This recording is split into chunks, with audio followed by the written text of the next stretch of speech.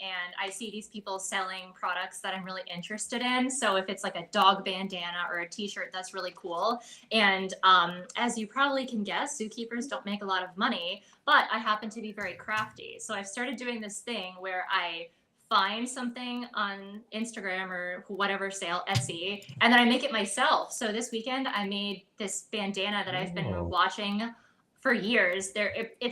It's like $30 to buy it online plus shipping, and I feel like that's a little expensive. So I made my own, and I'm so happy with how it came out. So that's what I've been doing. I'm proud. Yeah, this weekend I just made a bunch of counterfeit crafts, I guess. I'm proud of you. I plagiarized the ideas, yeah. And you felt like it went well? Yeah, it looks so good. They look like really expensive, but they're totally not. I spent like $10 on the materials. So how do you know, just from looking at the finished product, how do you know how to recreate that? So I started getting into sewing recently. I'm not very good at it. When I'm trying to fall asleep at night, I'll watch videos of just mindless stuff to help me fall asleep. So it was this sewing video, and this woman was sewing a ball gown, and I was like, oh, she makes it look so easy. I could totally do that. I can't, but I did manage to make a bandana. So I had my mom help me. I went over to her house. She pulled out her sewing machine that's probably older than me, and we made it together. So that's sweet. Good for you. We've tried to recreate some things that we've seen online, and it hasn't gone well. But yeah, I mean, I recreate like turtle enclosures that I see online. You know what I mean? So, that works pretty well. Like you could recreate that. Like you could deconstruct it, right? You see how the wood goes together, and like maybe I do it my own way, but I try to make it similar. But I don't know. People who have an eye for that are really blessed. I can really appreciate that. I have no eye for aesthetic like that. I don't believe you, but really, that's okay. Yeah, I mean, I don't think they're that difficult. So this is how I know. When I make an exhibit, or if Nicole makes an exhibit, she's one of the other keepers. If she makes an exhibit, everyone's like, wow, oh my gosh, that looks so good. It's beautiful. But then when I make it, Brian will be like, just add some stuff to it. That's really funny. It's a true story. Hi, Mark. Mark says hi, everyone. Hi, Mark. Long time no see. You just left my house 12 minutes ago. I hope he's not watching while he's driving. He definitely is listening while he's driving. It's okay. We don't recommend distracted driving unless that distractedness includes the Pondcast. You can listen to us while you drive. That's fine. I was gonna say building enclosures is fun. I agree, Mark. Yeah. Hi, Ray. Good to see your name pop up, Ray. I appreciate you, man. Thanks for the birthday. That's a good reminder too, everybody. This is Anthony's birthday today, so everybody wish Anthony happy birthday. Send him a free turtle, for his birthday. His wife will love it if 100 random boxes with turtles show up over the next 2 days. Yeah, happy Anthony. Cam, and first of all, I'm not supposed to talk to him until I introduce him, but Cam's here. Cam, what's another 100 turtles, right? Nothing, just drop in the bucket. Exactly, you wouldn't even notice it. Exactly. That's what I'm saying, Yeah, happy birthday, Anthony. Thank you. Cameron Lamb, thank you. I gave the full government since I didn't actually introduce you yet. But what's up, everybody? This is great. Yeah, it's going to be great. And looking forward to getting into episode 102 here. And why don't we just go ahead and get that started right now? Yeah.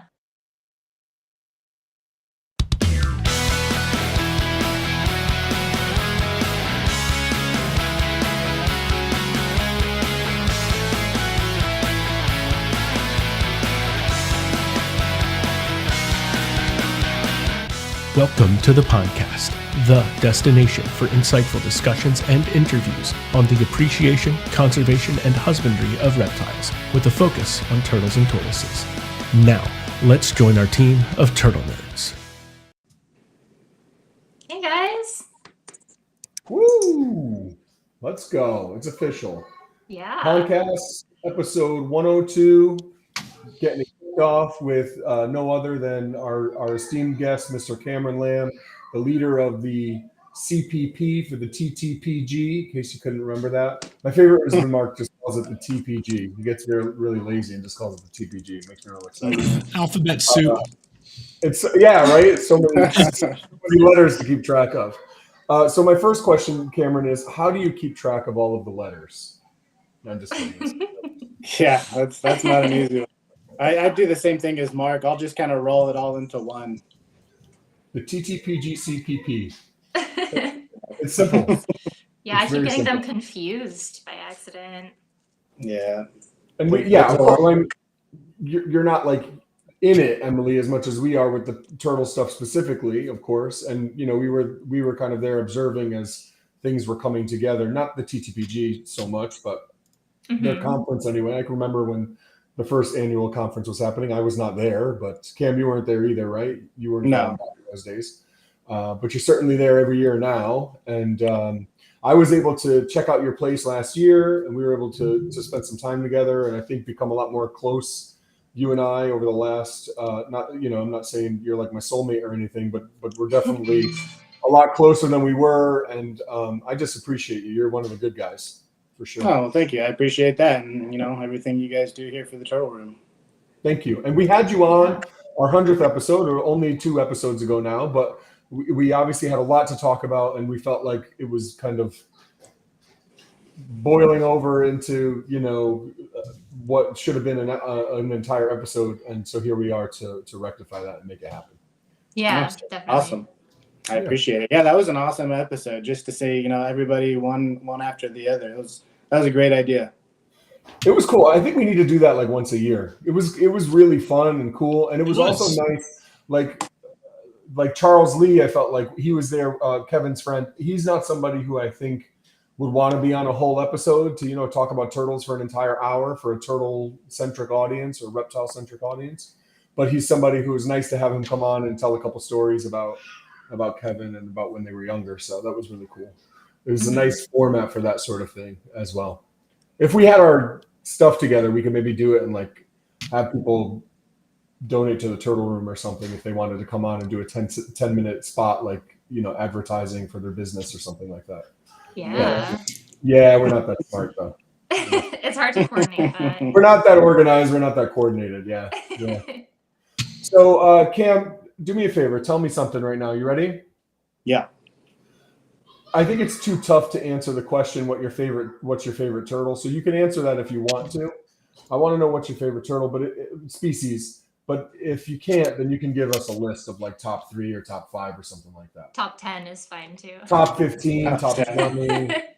Yeah. Top 79. What do you think? Well, I think you know this, but I've been really getting into Quora lately. I love the Asian box turtles.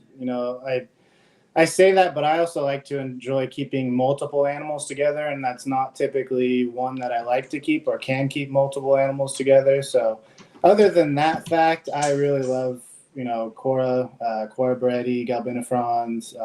I hope to kind of dive into those a little bit more here in the future, but those are one that I instantly fell in love with. Not necessarily just because they're rare, but because they're absolutely beautiful. They're easy to take care of, in my opinion. They grow really well, grow really fast. I've just enjoyed everything about them in the somewhat short time period. Last couple of years that I've kept them. I would say the Quora is where I'm really headed towards. Are you just saying these sweet things to me because it's my birthday? Yeah, he's trying to butter you up. He's trying to get one of those from you. Is he? Yeah. That's what happens. That's what it is, yeah. I used to do this to people. I used to try to manipulate people and be really nice to them because I wanted them to give me turtles, and now that's it. I've been keeping an eye on your daily photos, seeing what you're hatching out. And So on a similar note, actually, Cameron, is there something you've got that would be like a new success for you this year that you're excited about? Good question. Yeah. Ooh, that is a good question. I was excited to get rhino clemmies and Siza eggs this year. That was exciting for me. I know they're not a super popular species, but I think a lot of the boring animals don't get as much love as they need, and I think rhino clemmies is one of them. That's really the only species in rhino clemmies that I keep, but I'd like to eventually get some more. But I was excited about that. got some Vietnamese pond turtle eggs the other day. That was pretty exciting. I've only had them, about a year or so. What else? This year, I really dabbled into Galapagos, so that's been exciting. Obviously, I'm decades away for producing any myself, but I have the opportunity to raise some up thanks to some great friends within the community. So I'm really excited about that as well. Mm-hmm. The best time to get Galapagos tortoises, Aldabras, radiata, blandings is 15, 20 years ago. Yeah. Whenever. Yeah. They just take so long, Back to the future, baby. It's true. It's true. So you got to get started. There's no better time than now or yesterday. The only time better than now is yesterday. I mean, even like my map turtles, right? 10 Yeah, years, that's a really good 11 point. years, right? Like, that's You've insane. been keeping Texas maps for like 14 years, haven't you? And yeah, right. 14 years. The same could probably be said about your spider tortoises. Yeah. Yeah, I think I was 11 years on those, but yeah, that's it. That's all it takes. Just 11 years of waiting. That's nothing. Yep. That's all it takes. And that's like power feeding with like Missouri tortoise, once or twice a week, Mm-hmm. and feeding them a ton and growing them as fast as possible, because that active window is so short that you have to, they don't grow in the 6 months that they go dormant. They're just, nothing's going to happen. So you have to pack everything into that growing period. Do your guys actually eat the Missouri tortoise? Yeah. Our guys hate it here. It's just. Which of the two diets are you using, Emily? Remember, there's two different. Yeah. We tried both of them. Okay. So I think they changed the formula at some point when we were using them a few years ago, because I actually ended up calling and I was just like, our turtles loved it and now they hate it. So they sent us a different bag, and I was like, maybe we ordered the wrong one. No, there was just a hunger strike here. No one liked it. So we switched to Repashy now. And even though it's not as cost effective, they love it. So that's just what we're using. Actually, everyone here likes Missouri except pancake tortoises. But they're just like, pancake tortoises barely need to eat. They just, once in a while they eat, and I'm happy. And if they skip a meal or they don't really like something, it's not the end of the world, because that's just like how they are. They're like my You daughter. Got to keep that slim figure.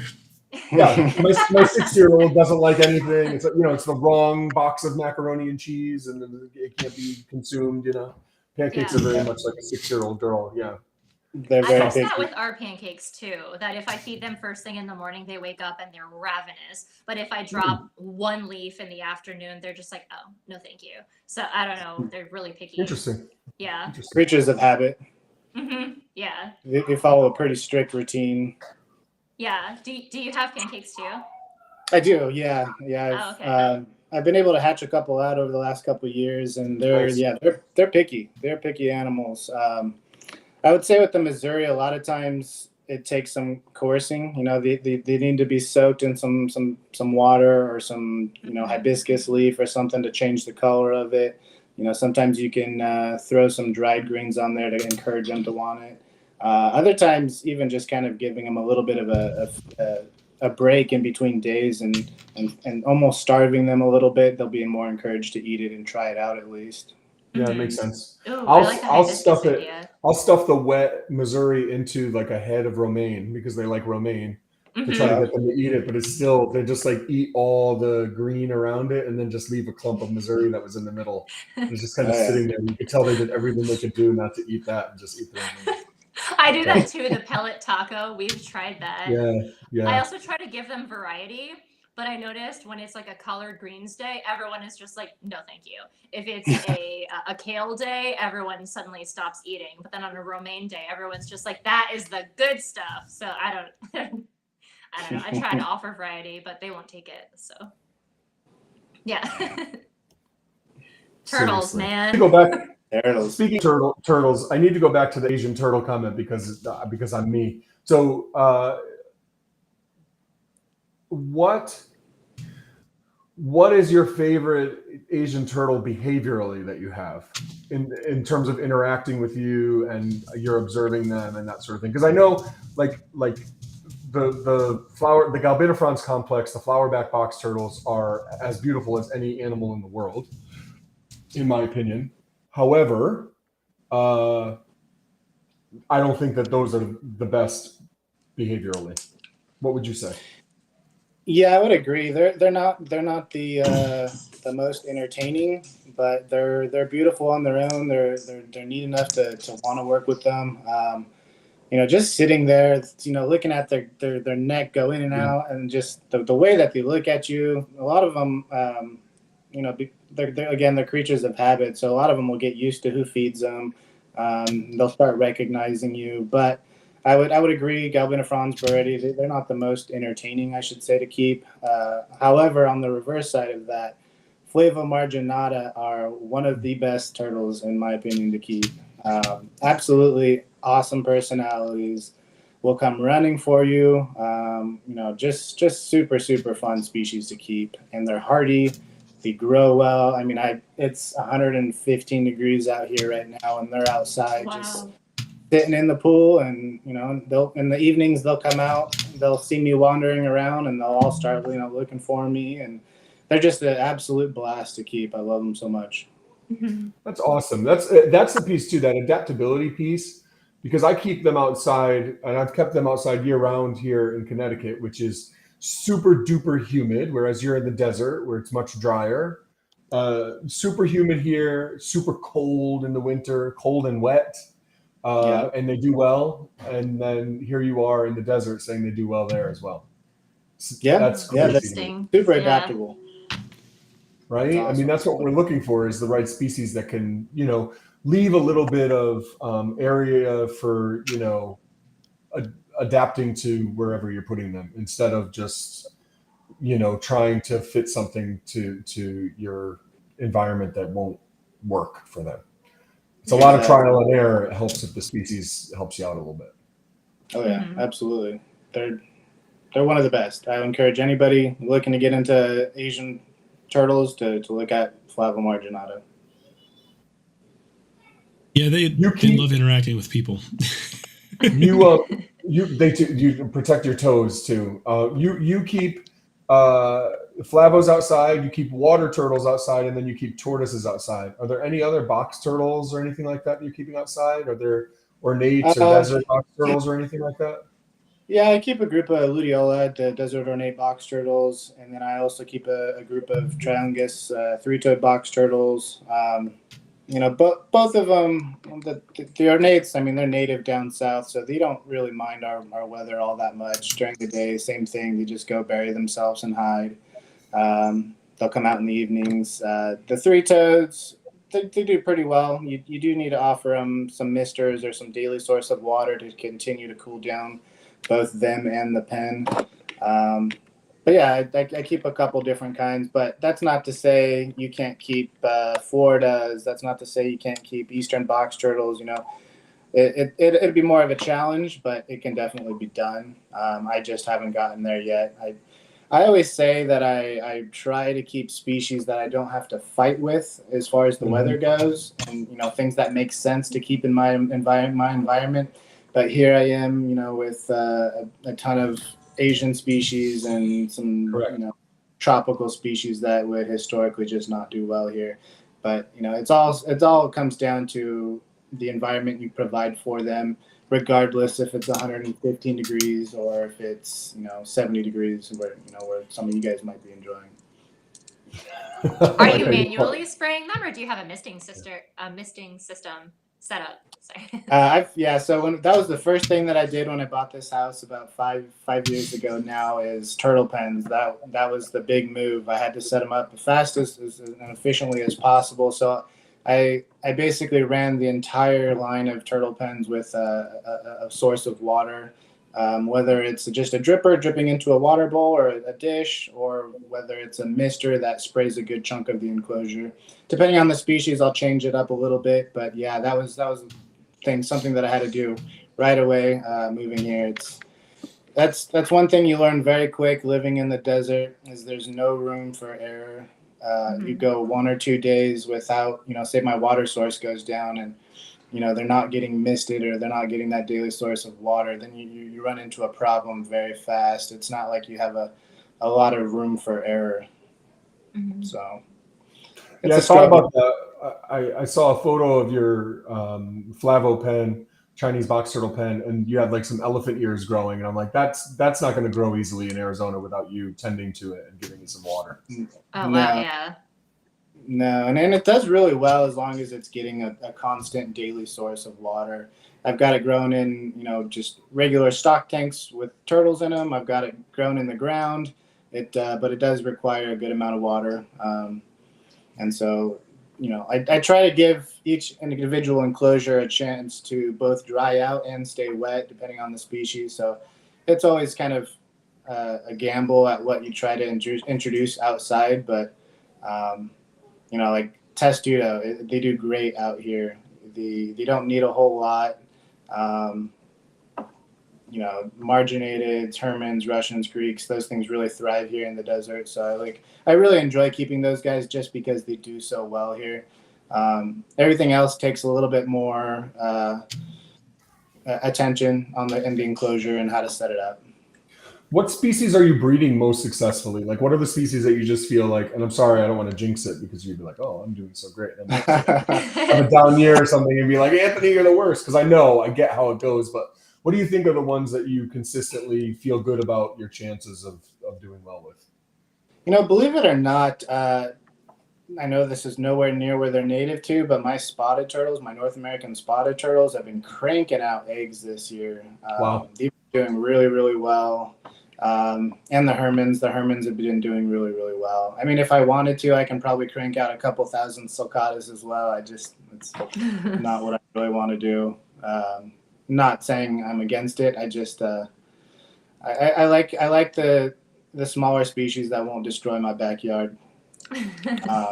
But spotted turtles, man, they're doing really, really well for me this year. My diamondback terrapins also, they do really, really well. These are animals that I've been raising the last, several years, and I've really got established here. So they're used to my environment. They're used to where they're at. And this year it seems like they all really came online and like clockwork, have been dropping eggs left and right. That's awesome. Yeah. Matthew asked me what I'm most successful with, and my answer is I don't know. I wish I did. Yeah, I don't know. I might say like Chinese box turtles, but I had a really bad year with them this year. In terms of getting eggs, it's probably the leaf turtles, the Spengler eye, the Vietnamese black-breasted leaf turtles, but I haven't been able to hatch them consistently for several years. I hatch them every year. I just don't hatch consistently. So, yeah, he said he did that to jinx me. That's okay. That's fair. But I mean, you can't jinx me if I also tell you in the same breath that I suck. Oh, happy birthday. Happy birthday. It's okay. The spotted and the terrapins, do you keep those outside or inside? They're outside, yep, full time or full year round outside enclosures. The spotted turtles, they're pretty much under shade the majority of the day. They'll get a little bit of afternoon sun. You're up near Phoenix? Yeah, I'm just outside East Side Valley of Phoenix. Okay, so you do get some cool winter weather up there. Yeah, fairly. It gets cool, but it's really only for a week or two at a time. Right, but you still do get some coolness, which they probably appreciate in the winter. Oh yeah, for sure. Yeah, we'll get a couple days in the 30s, maybe in the high 20s. But yeah, it really only lasts a week or so. It's not long.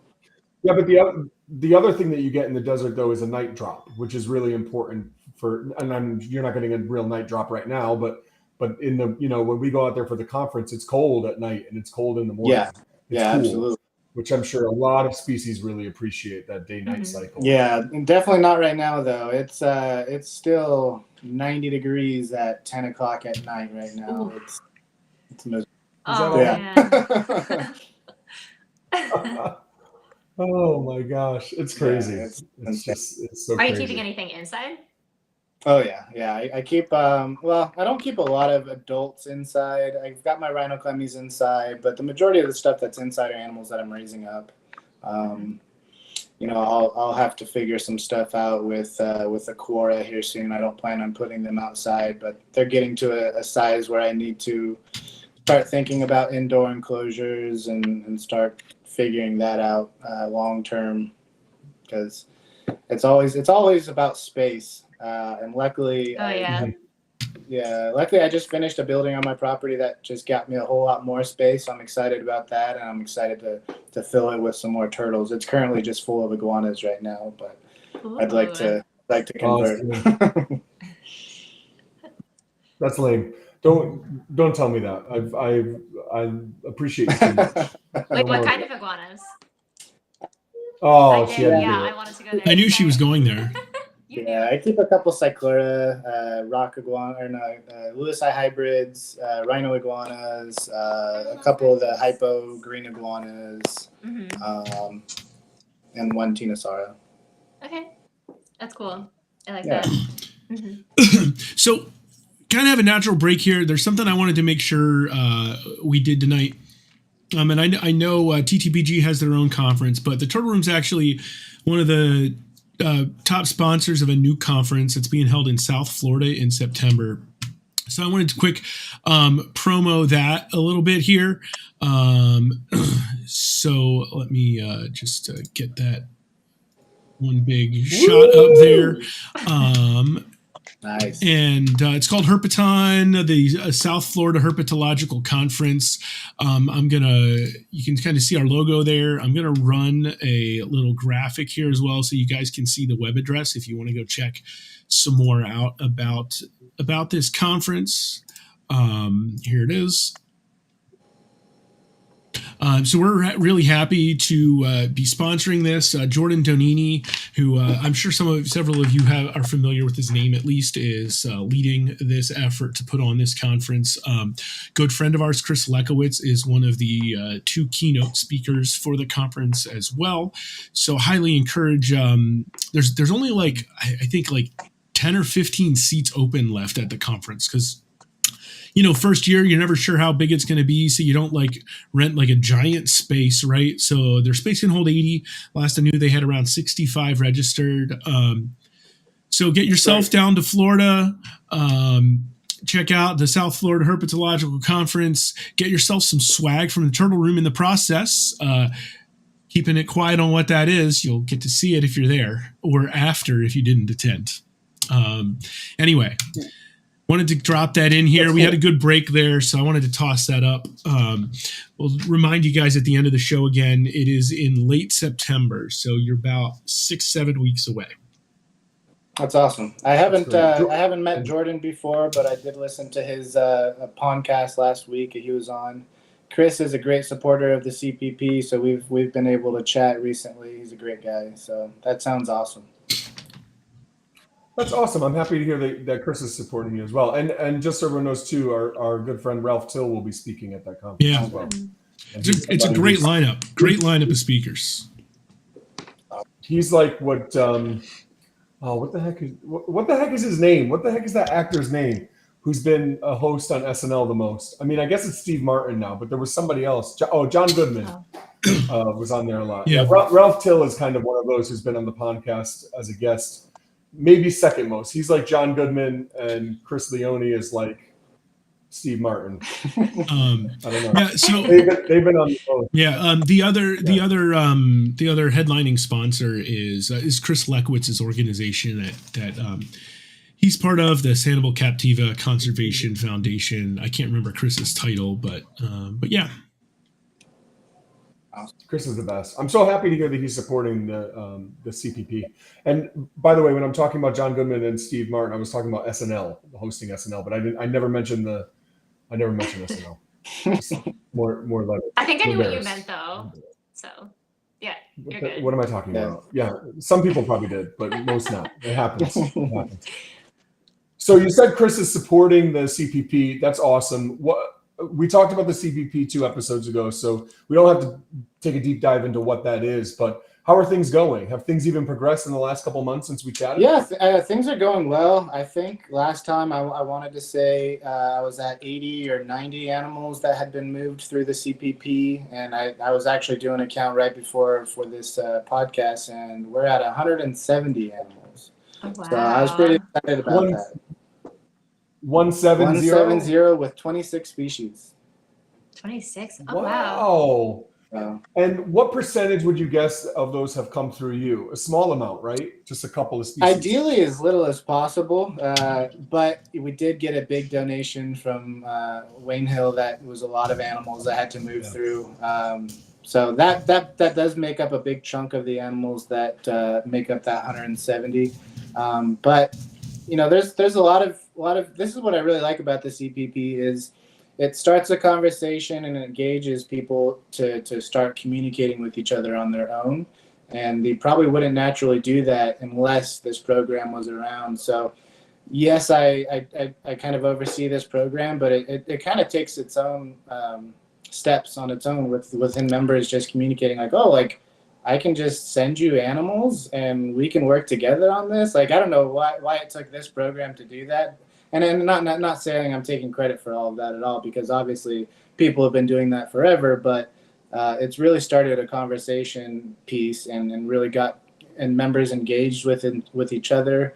I can say Matt Hills has talked to a lot of members, and he makes sure he communicates that with me, and just so I can keep track of things and where animals went. And so I don't know exact percentage of animals that went through me, but I definitely am in communication with a lot of it. A lot of the animals moving through anyway.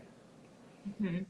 That's great. I love it because you're giving people a chance too, right? There's a lot of people that, will talk a good game and they'll talk about what they want to be involved in. And there's so many of them that it's really difficult to kind of get a grasp on who will really show that they are in it for the long haul and in it for the right reasons and are worthy of an opportunity to do that sort of stuff.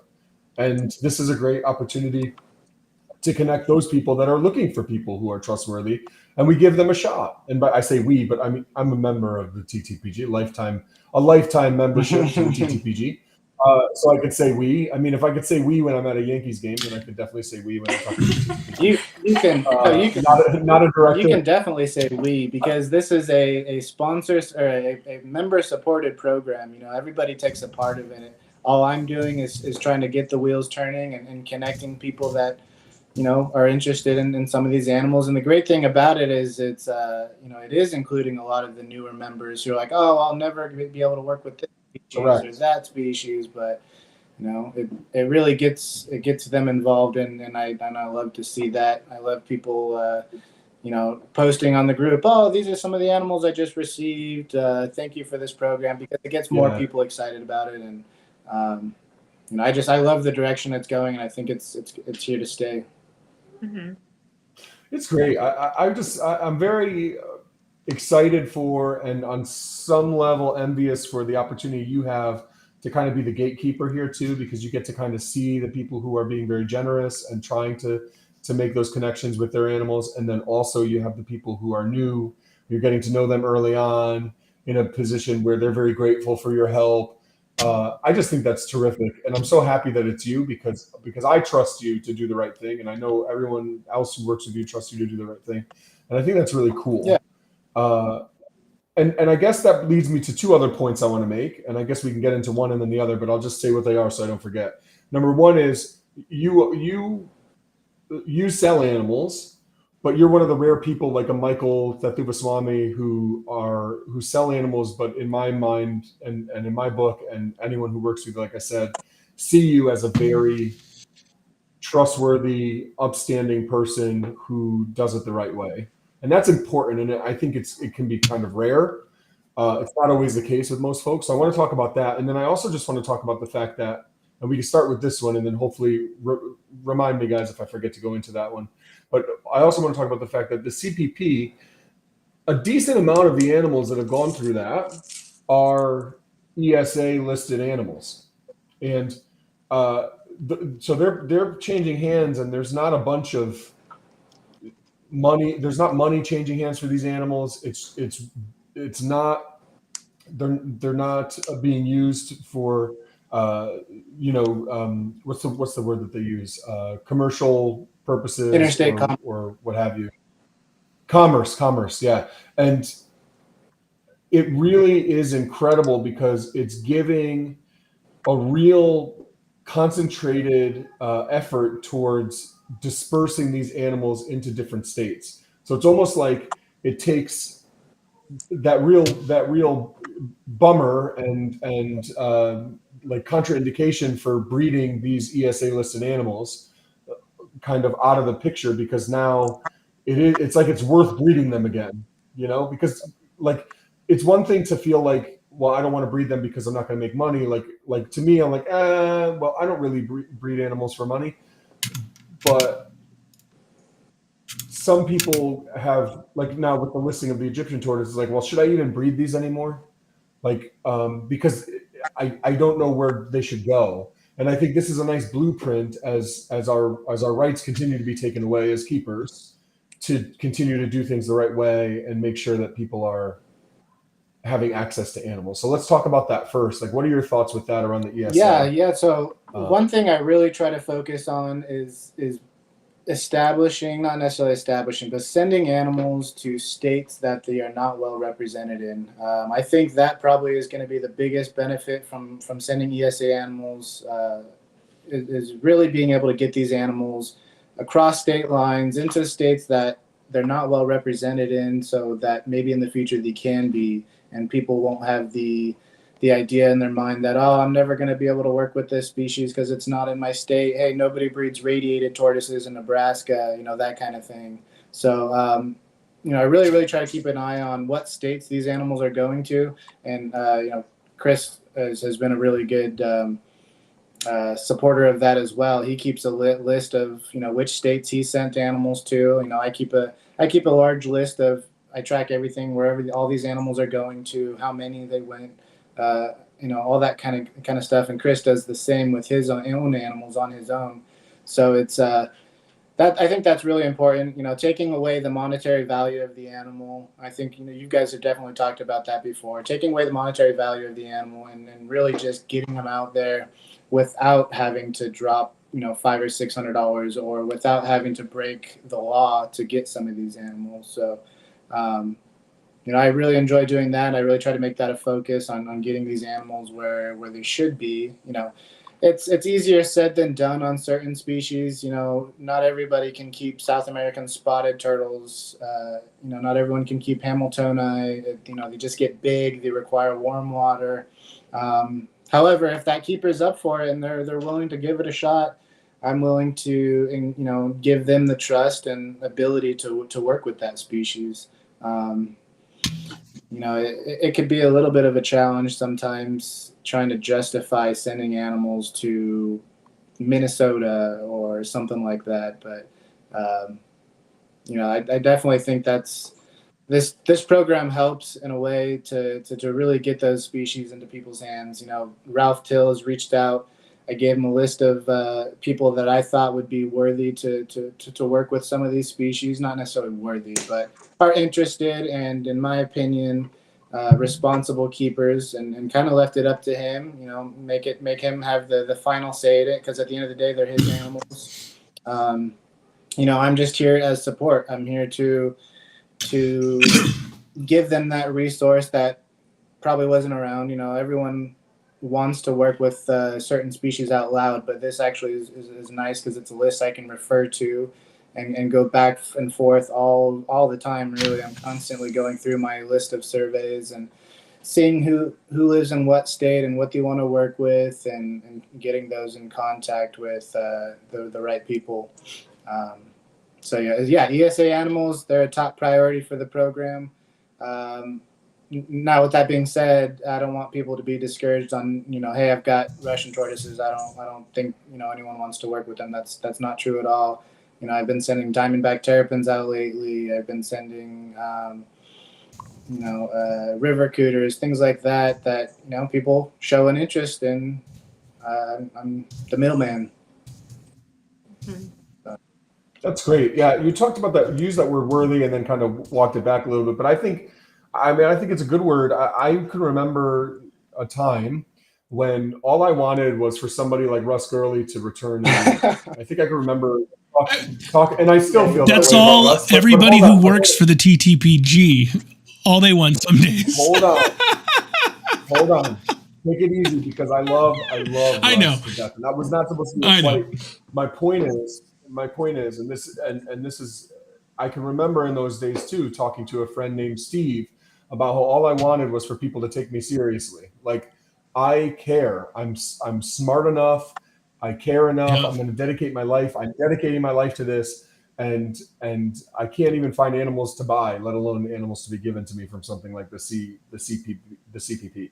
So I think the thing that I can say is that now I'm the person that people want to return their messages and their emails, and I don't, because I'm flaky. You know, I'm right there with Russ and others who are busy and flaky and getting me and Russ together. I want you to know, I'll tell you, I ghost Russ. Russ will message me, and then it's like 4 days later, and I'm like, oh crap, I never responded to Russ. So one good turn deserves another. Right? It's it. So if you ever feel like Russ is upsetting you, or I am, just know that it happens to us too, and it's usually from each other and others. But anyway, like all I wanted to do was be taken seriously, and to have animals where like I could be proud of what I was doing and feel like I was doing something important. And I felt for many years like it was just like I was just operating like at a loss, where like it was like, you know, yeah, it made me happy on some level, but I knew I wanted to do more. And I guess my point is that it's a cumulative thing that happens over a long time. And now, because of the CPP, I think it will accelerate that for people. And they may have an opportunity to come along the line, come down, you know, come to them a little earlier, and for them to really take it seriously, because that's how you take the next step, is to show like, I did this, and then I sent an update 6 months later, and I sent an update a year later. And when I didn't want the animal anymore, 3 years later, I gave it back to the person from whom it came. Like, those are the ways that you show that you're really into it and you're really trustworthy, as opposed to just like, I need $20, so I'll sell this within my state and hopefully they don't know. That's, you know, and then the animal, oh yeah, after the fact, after they ask, oh yeah, the animal died. Like, that leaves a bad taste. So like, be communicative. Don't let the lines of communication fall, and just show, you know, this is your opportunity to show over time that you are really in it for the right exactly reasons. And I kind of took back that word worthiness, just because I didn't want to sound like I'm on some high horse making all these godlike decisions. I mean, it can go both ways. You know, it is an opportunity to show your ability to take care of an animal, and to really, take it seriously. You know, if I see these animals on fauna classifieds or king snake, or that's not so popular anymore, but you know, if I see them for sale, then, you know, I kind of have to just write you off and not send you any more animals. But at the same time, I still have to give everybody the opportunity to show that they're capable of doing it. That's what's so cool about it. I just love it. I think it's great.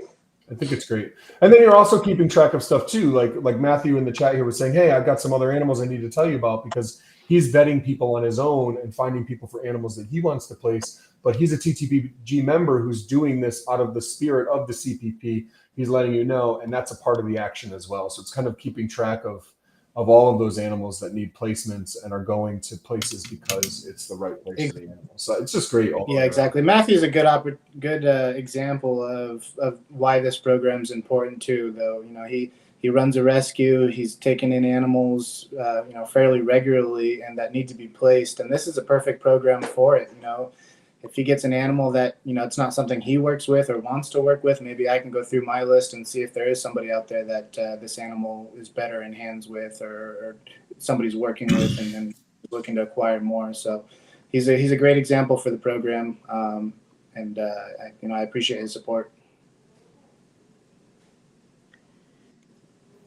That's great. So how many people are involved in the CPP? Is that mostly you, or is it a few people who have their hands in that and running it? So I keep track of it all. I keep track of you know, who they go to. You know, animals come in through the TTPG from time to time. You know, some of the board members will get an animal and then reach out to me. But for the most part, it's mainly my gig that I'm kind of, running with and trying to make happen. I do stay in communication with all the board members though as well. When a large group of animals come in, hey, this person took this animal, this person took this animal, kind of thing. But for the most part, I'm the one running it. Michael, he supports me a lot with this. Absolute great guy. He just he supports me in anything that I need to do within the program, and I'm very grateful for that. Mm-hmm. So the TTPG is all volunteer run, right? Yeah, it is. Okay. So, but yeah, kind of reverting back to, I guess, the business side of things. I know you wanted to talk about that. So I do. So I've been keeping reptiles. Sure do. Yeah. I've been keeping reptiles pretty much my whole life. About a decade ago, maybe more, maybe a little bit less than that, a good friend of mine kind of got me into brokering animals. I was dealing with the public. I was advertising and selling, and I just started to get more and more people reach out to me and say, hey, I've got these animals. Do you mind selling them for me? And within that, I kind of built up my own reputation. I've kind of added a lot of new friends over the years. And so people kind of entrust me to help move animals for them over the years. So it's kind of evolved, over the last couple of years. I've started several years. I've started, breeding my own animals, selling my own animals, and kind of how that relates to the CPP is, recently we got a donation of some northern diamondback terrapins, while at the same time I was hatching my own diamondback terrapins. So on one hand, I'm selling diamondback terrapins. On the other hand, I'm giving away diamondback terrapins. So that's where the two kind of crossed a little bit. And, that's where I really have to take into consideration, the animals that people are willing to give to me to move and make the right decisions, not to want to just say, hey, these animals were free, I might as well sell them, or, vice versa. So it's kind of a real red line that I try to stay on, regarding that kind of side of the things. Mm-hmm. Yeah, that's really tough. And I think even that you're considering that is what I mean when I say that you're you're doing things the right way. It's very obvious. So do you have is there anything you ask people to sign when you guys send them animals through that? Like, I will offer these back to the owner. I will not sell these turtles I've got, or anything along those lines. There's some kind of code of conduct isn't quite what I'm going for, but some kind of legit promise, I'm not gonna be the guy who turns around and sells animals that I got for free for several $100s, kind of a thing. Do you have any kind of structure in line that you can hold people accountable if it comes to that? Yeah. Or just curious?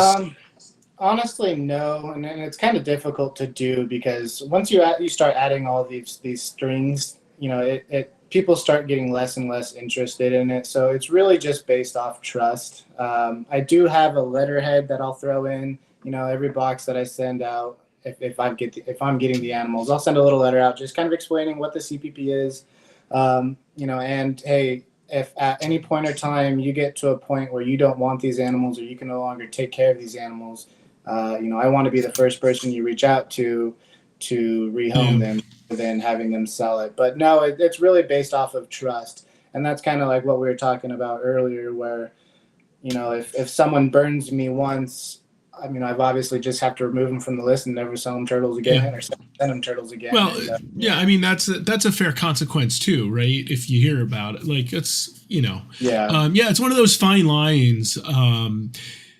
In some ways you want the people who wouldn't care if they have to sign something, but you don't want to feel like you have to go to that route either, But I was just curious, what kinds of, structures, I guess you've kind of tried to put in place or anything. So.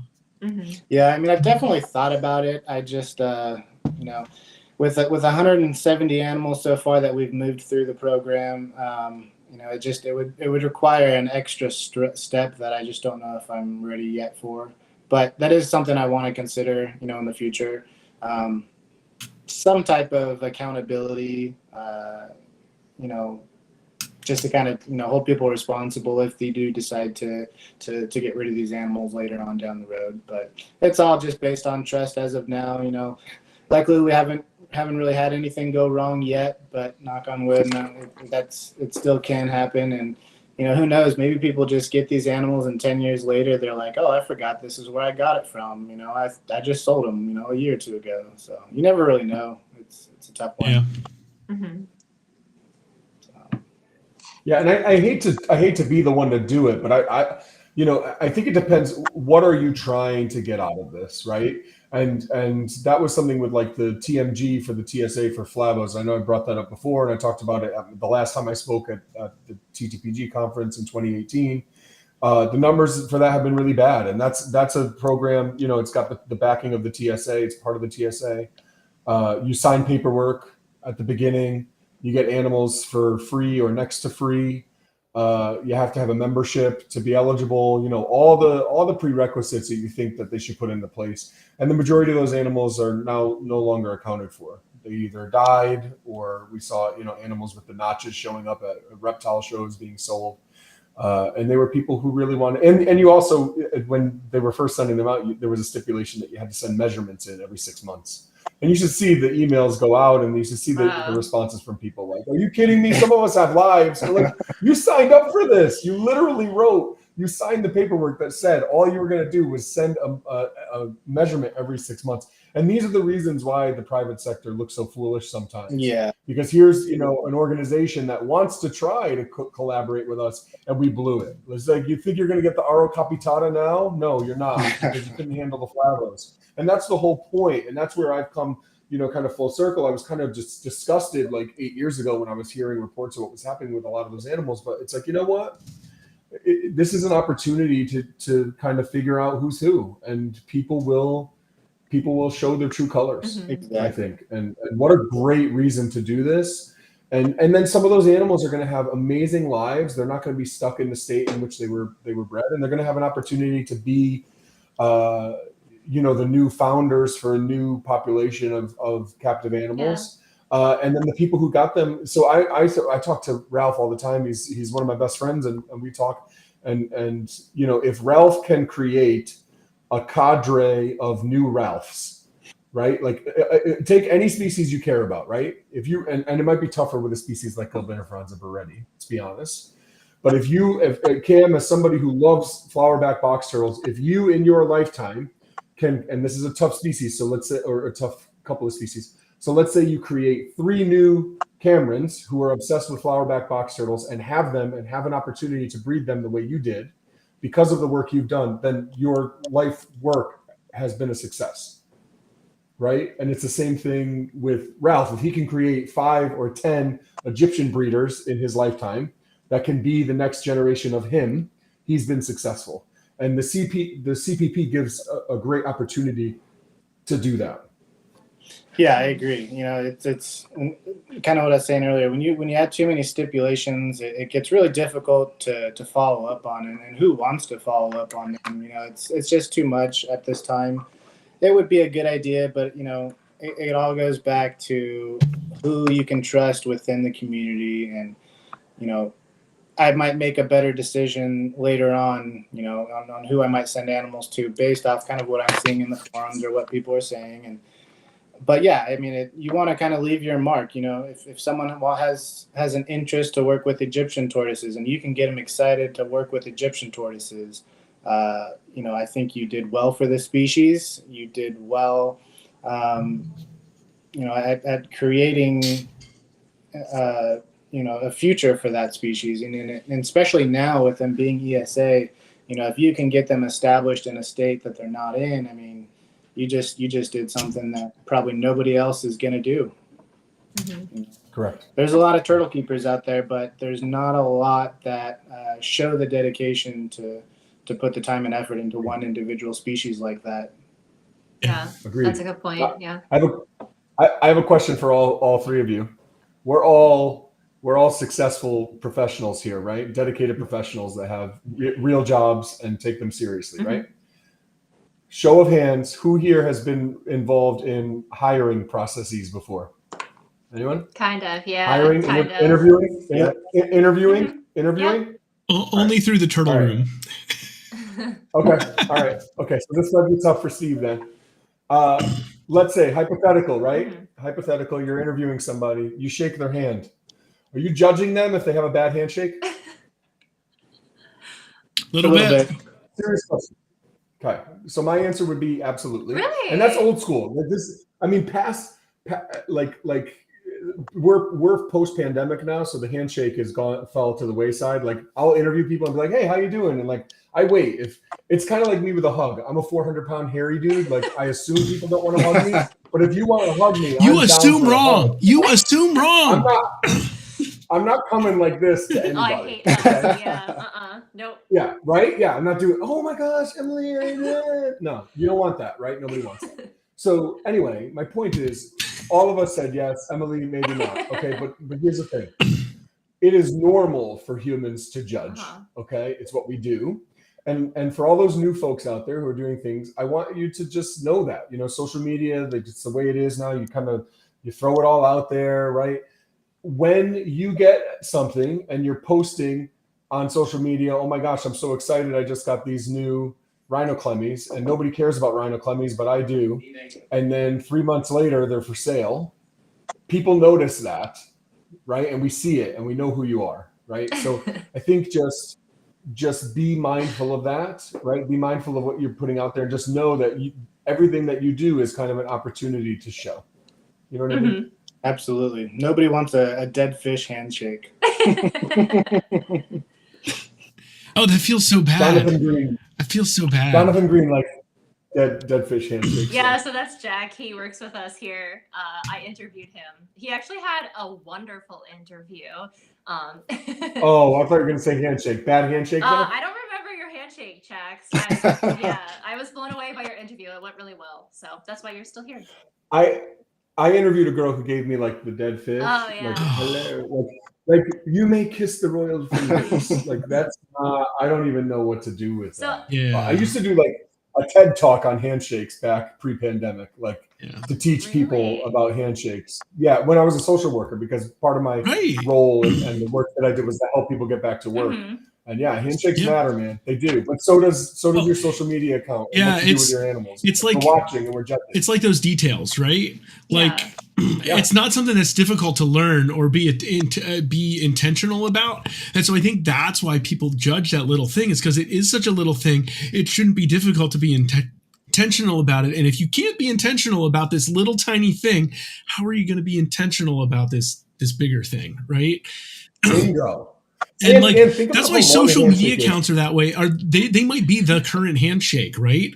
If you go on somebody's social media account, right, and they're just like all emotional about everything, and everything turns their volume up to 10, you're going to look at them and be like, how can I expect you to act professional in a professional environment when you can't keep yourself from responding terribly to every single person you interact with via text on the internet? Because you're going to send a million emails no matter what job you're in, unless you're a cashier, right?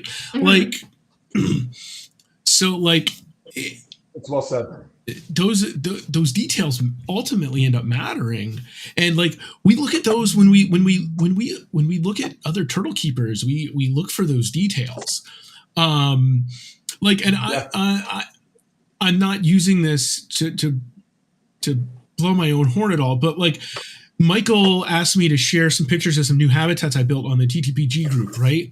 What was really cool about that is a lot of people started asking about little details they noticed in my habitat, right? And they were like, oh, tell me about this thing, right? We all look at that kind of stuff with each other. We look at those little details, and when we talk about getting animals to people, we ultimately want to get them to people who are paying attention to those details, like Ralph has, to be such a great Egyptian tortoise keeper, because he's been intentional about all that little stuff. Mm-hmm. Intentional is such a great word. Yeah. And you mentioned people are going to dial it up and be all emotional, that sort of thing. We're watching a handshake takes less than a second, and we're judging on it. and I'm watching somebody's dumpster fire of a social media account unfold over the course of years. And, you know, I'm deciding whether or not I'm going to trust you with these animals. And they're not just pets.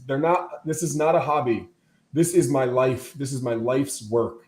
I can remember when Harambe died, the gorilla that was killed in a zoo. I was a social worker at the time, and I remember saying to my coworkers, like, that gorilla means more than me. And they were like, oh my God, what are you talking about? What about your children? I'm like, yeah, to my children, I'm more important than Harambe. But outside of that, Harambe is so much more important than I am. And like, these animals are so important. There are animals right now in my basement that are hopefully doing the wild thing as we speak, who are no longer living in the wild.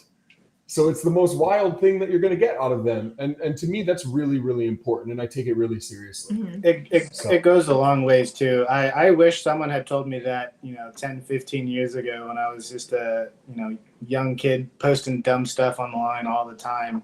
I look back and some of the stuff that I see gets posted. I'm like, man, why did I say that? And I'll just delete it real quick, Your memories, your Facebook memories will remind you of how dumb you were. Yeah. So like the trick is sometimes you type it, but you just don't hit send right away, and then you just erase it. I do that all the time. Oh yeah. Like, in fact, sometimes I think that's a good thing to do, right? You start that, and like, it helps you create that review process of your own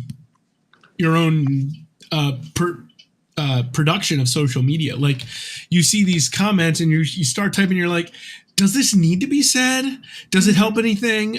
Am I going to enjoy getting the replies that I'm going to get from this? Like, Steve, your enclosures looked incredible. So you have nothing to worry about. However, I will say I do not share very many enclosure photos for that reason. People will tear you apart online, but yours looked great. Oh yeah. That's awesome.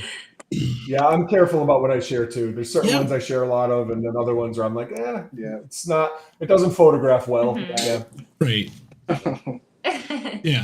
There's actually, it's one reason I painted that new turtle room blue. I wanted to be able to take more photographs in it.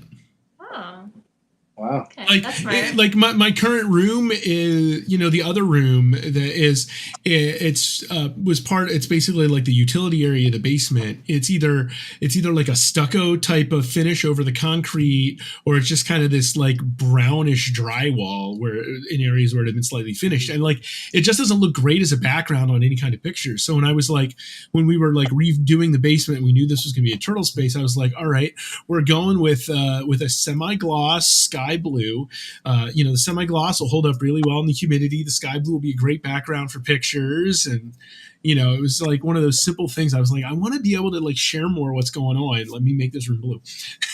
I can appreciate that. I work in the paint industry, so. Steve, when I saw the photos of your enclosures, I had like 20 questions just on the plumbing alone. I really nerded out. So yeah, I definitely appreciate the effort you put into that. Thanks. Mm-hmm. Steve puts a lot of thought into everything. Yeah, even the paint. I'm working on version 3.0 of my Cicalia enclosures right now. I'm ready to put it. I'm working on putting a new one up, and then I'll slowly update the other ones. Mm-hmm. Cool. That's awesome. Yeah, I can't wait to see it. But that's what it's all about. And that's why I love being able to do this. We've done this now 102 times, like being able to get together with people like you, Cam, and just chatting about, how things are going and what we've done and what we're working on, because that's how we move it forward. And I was listening to Let's Talk Turtles recently. I listened to the last 3 episodes, including Matthews and then Chris Manis and Zach Loafman. And they're doing great things with their new show. So if you haven't checked them out, please make sure you do. But this is how we push our field, our focus, our area forward. I'm not going to call it a hobby because it's not. It's more than a hobby. This is how we push it forward, is by getting together with like-minded people, talking about best practices, talking about what's working, what's not working, and just trying to be better. And one thing that Zach said, and we've had Zach on the Pondcast before, which was just an awesome episode. And he said that on this episode of Let's Talk Turtles, he was talking about the fact that semantics matter. And that's something we've been talking about a lot lately. That's what we talked with Tom Arbor about when he was on. Semantics matter. So I think like when we can go to the government when they're talking about listing the next species on the ESA, we can say, no, it's not about money. I know we're fighting you when we're saying they shouldn't be listed because people can't sell them across state lines, but that's not what we're all about. We have an organization that gives away 170 animals in less than a year because we're placing them in the right hands. The point is that it makes it difficult to do that and to stay on the right side of the law and continue doing the meaningful work that we're doing. So to me, it's not a hobby. We need to start getting away from that word and talking about it for what it is. And what Zach used was the term discipline. And this is somebody who has his doctorate and, you know, is the chair of and the department head of a master's degree program with people who are doing their theses. It's serious stuff, and he's saying he doesn't like the word hobby either. So it's a discipline, and it takes a lot of discipline, and that's what we've been talking about. I find myself, I like saying it used to be my hobby. I love that. Right? Because like that, it recognizes where it began, but also recognizes that it's far beyond that now. Because sometimes I think we also need to remember, you know, the start of our story, because I think it's a really important, because it helps, especially we're like one of our core tenets is education, right? For both the TTPG and the Turtle Room. And like, you need to remember where you were then, because those are the people we want to reach, right? So. Yeah, absolutely. Well said. I love it. Cam, any closing remarks or anything you'd like to share that we didn't get to? Yeah. No, I don't. That's a weird way to ask it, right? Because there's too many options. I was like, yeah, what do you feel like talking about? No, I think we covered what we came here to discuss. And yeah, I love these open chats because it gives people an idea that they're not just alone in their obsession with turtles. You know, when they can see a whole chat full of people talking about it, when they can see 4 people spending an hour and a half out of their day talking about it, you know, it really encourages them that they're not alone in this. There's more people out there, and we all have similar goals. So yeah, I love this kind of stuff. I think it's great for the turtle and tortoise enthusiasts. Yeah.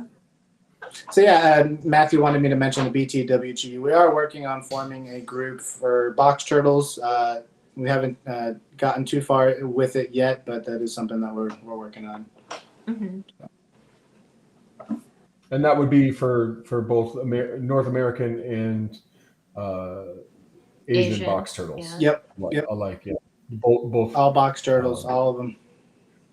Both genera. Yep. Yeah.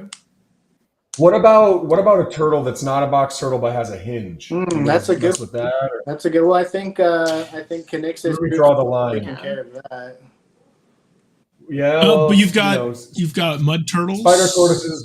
Spider tortoises, blandings, mud turtles have 2 hinges. Like, how hinge happy do you want to get? With the hinges on the back, I don't know. Cyclemes have hinges. Sky's the limit. We can get wild. Oh yeah. Cyclemes working group. Cameron. Yeah. Cameron, do let us know how the Turtle Room can support you in said endeavor. Like one of the things, you know, we had at one point had that Herman's Tortoise stud book going on and stuff like that. One of the things that I had eventually wanted to do with that was even possibly create some online interface to help manage, you know, administrate and run different things like that. You know, similar to like DCL where people could share some data or whatever, but, you know, but there were obviously some issues we ran into stud book wise. I'm sure you've heard some of those conversations in the past. But yeah, I'd love to, you know, chat with you guys as you start that up and see what you guys are thinking about as far as some structures and other things, and just kind of, and so we can also help you out along the way if necessary. Okay. Cool. Yeah. Sounds great. It sounds like Steve is offering a database. Not quite. I don't have time to build something brand new yet, but if like the framework's mostly there, but you know, I've got ideas. Listen, I made a post the other day. Nobody saw it, so I'll mention it here. Our interface for keeping track of animals is incredible, and I haven't myself. I've received, I don't know, something like 76 clutches this year or something, and I didn't put any of them in. And then I spent a couple nights, the last like two of the last four nights, inputting all of them into our database. And as I'm doing it, I'm like, why am I not in here every day? Like, and sometimes I am for periods of like, maybe a couple months. I'm in there every day making updates, getting weights and updating them for certain animals. And it's just incredible what you built, Steve. It is incredible. I mean, there is a free version that people can use for up to 25 animals. It's called the Digital Chelonian Log. So please Google that. It's incredible. It's as good as what zoos use. Mm-hmm. It's absolutely awesome. So if you haven't tried it out yet, please do. You can pay for a more advanced version. Steve, am I? You're on track. Yeah. It's not identical to our internal one because of different user permission needs and stuff. Like our internal one, like almost everybody can view things even if they can't edit them. Right? On DCL, your animals are private to you. Nobody else can see them unless you choose to share them. Because there's a public checkbox. But so they're not identical. There are some things that are more powerful about ours because they were easier to deal with.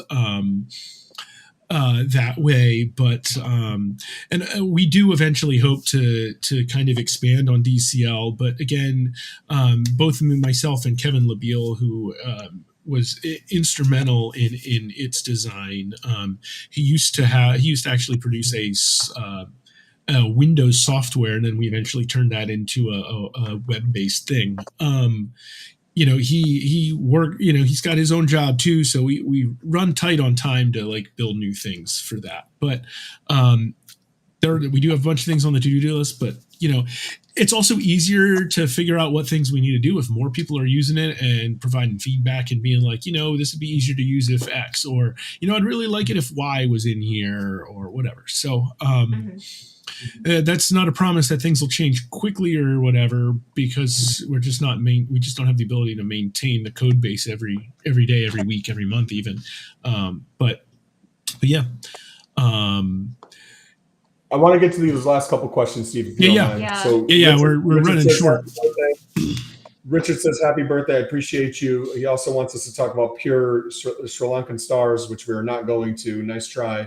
Not on my birthday. We're not getting into that conversation. Andrew Rogers says that Cameron sounds like such a good guy. I agree. Mm-hmm. Cameron, Andrew, keep him on your radar. He definitely needs some Uniphilis in his life, I think. And then Matthew says the trouble for some folks is plugging all the information in. He says he pays for his yearly membership to Turtle Room, but doesn't know how to use Kaggle Rock. Well, it's not ours is called Kaggle Rock. Theirs is the Digital Chelonian Log. What's up with that, Steve? Does he just need to try harder?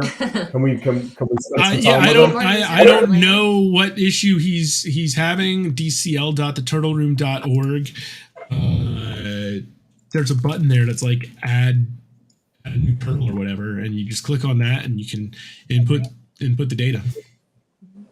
Now they're supposed to get a membership. They're supposed to get usage of that with their membership. If they pay for a big enough, high enough membership, right? There's multiple levels of membership. There's the normal membership, which gets you your free calendar every year, and then there's the premium membership to DCL, which unlocks the unlimited number of turtles. And then there's actually a combo of those two that unlocks the full version of DCL, and you got a free calendar every year. Oh, there you go. There you go. Bargain for the whole family. It's awesome to have your animals in there. I use the version that I use, but so I'm not as familiar with the DCL specifically. But Matthew's saying he gives you $100+ a year. Yeah, that should cover it. That sounds like more than a calendar. Yeah. Well, that's the premium DCL. That's the premium DCL membership. So that's access. We have the Turtle Room runs several different servers for different things. Actually, some people don't know this. We actually help a half dozen other turtle mostly turtle, but conservation organizations host their websites. We help save them some costs. We help provide them some some support in doing so. So like we run servers for DCL, Kaggle Rock, and then we actually we run the server for the tortoise and freshwater turtle specialist group for the IUCN, the server that they use for communicating with each other, a group that's 300 plus strong. That's one of the things that the Turtle Room provides as well. So like so when we have to price a membership for something like DCL, we have to consider server costs, the space by letting you use unlimited animals. Like the more people that we pay for that, helps us increase server size to hold those pictures or that data in there, for instance. So right. Well, that's great. That's a good place to end. Yeah. Listen, if you're looking to buy a turtle, check out Cameron Lamb Exotics. He's got cool stickers that he puts on the box, and he's an upstanding citizen who does things the right way and is in it for the animals first. Mm-hmm. And so, one more time, real quick. Also, conference. Yeah. Yep. One more time, real quick. South Florida Herp Conference website address is right there. So I'm going to leave it up there for a few seconds so you can zoom the video back after we close off here. Mm-hmm. But so just if you're in Florida, especially, or you can get there and you can take that time. It looks like it's going to be a great couple of days of Turtle Talks. So check that out, and we're super proud to be able to sponsor that. Go check it out. Get yourself some TTR swag along the way, and hear some really great talks. Cameron, great to have you on again, man. Appreciate it. Thank you so much. Sure. Yeah. Thank you. It's a blast. Yeah. Thanks, Tim. Appreciate you. Appreciate it.